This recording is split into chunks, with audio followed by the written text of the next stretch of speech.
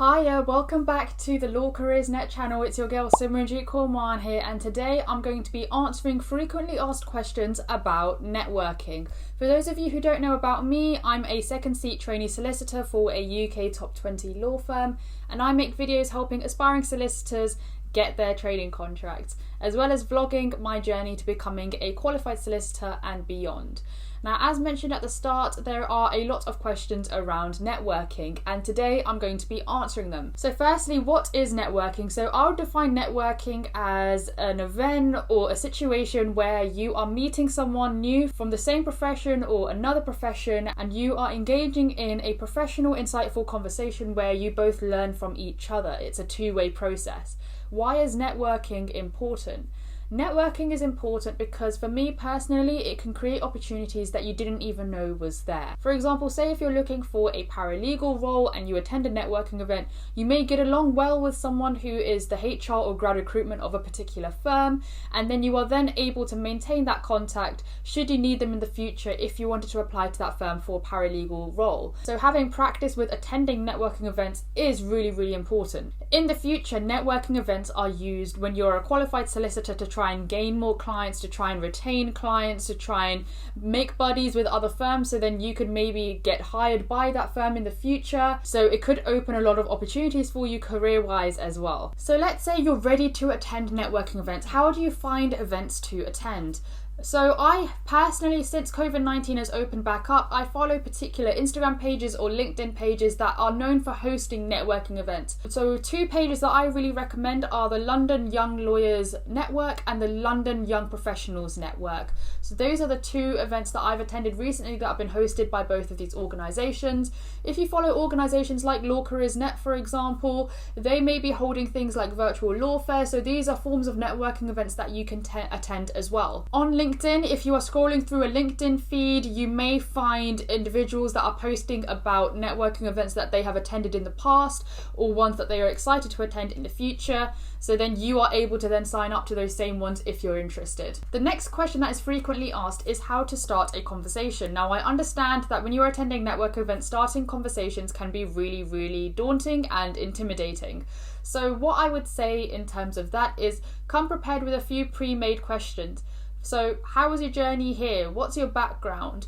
Tell me more about yourself. All these kind of questions are opening questions that allow the individual to talk about themselves. One thing about networking that you'll realize is individuals love talking about themselves. So asking them questions about them, who they are, what they stand for, what they do, what's their career journey, allows them to open up and you find out a bit more about them, and then you can ask follow-up questions. Now, when you are talking to this person, you've done your introductory questions and you're thinking in your head, oh God, what do I ask next? The first thing that comes to my mind is think of the who, what, when, where, why, and how.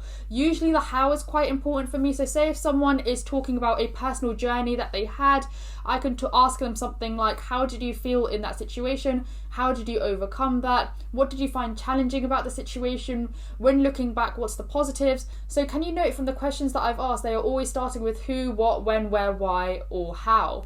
So when you are talking to someone, try and maybe think in your head whether there's a question that you can ask that nitpicks something that they said so you can gain a bit more detail. The next question I'm usually asked is, how do I leave a conversation if it's really boring?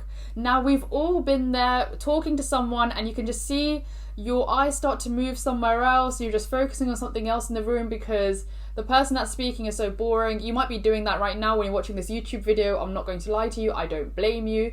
But how do you then leave that situation in a polite manner? So one thing that I used to do was say, I'm going to go to the bathroom. But sometimes that didn't work when I've just left the bathroom and then it looks like I'm going back in. So in some situations, that excuse may not work.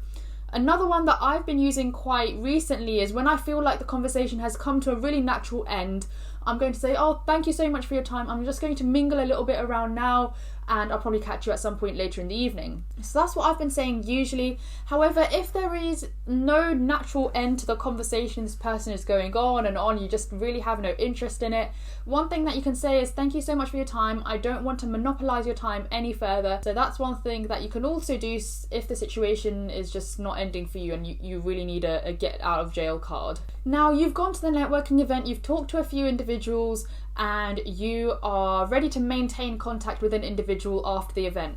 How do you do that? So I can give you a personal example of how I do that. So straight after the event that I went to recently, I spoke to someone super interesting, the director of a company. So I found this individual on LinkedIn after the event. So I sent him a connection request, and in that request I wrote about how I met that person at the event and I was really interested in their company and what they had to say, and I'd love to stay in contact. And then from then, hopefully they reply, which usually they do, and you are then able to maintain conversation like that. So I'll put on screen an example of what I'd sent after a networking event that I attended a couple of weeks ago. Then that message that I sent led me to having a phone call with that individual sometime this week, and then has now led me to meeting someone else that person knows. So that's links onto the start of this video when I was talking about why networking is so important. It's because sometimes it then leads you to meet a new chain of people that you wouldn't have ever met before. So hopefully this video has been really useful. I'm still trying to navigate my way through networking. I recently got some business cards printed out, but I went to an event and I was too shy to give them out. So I think my next networking event, I think that will be my goal to I guess be like, thank you for speaking with me, here's my business card. It kind of cringes me out when I have to do it in the situation, but hopefully that's something I can get over. So we're all learning along the way.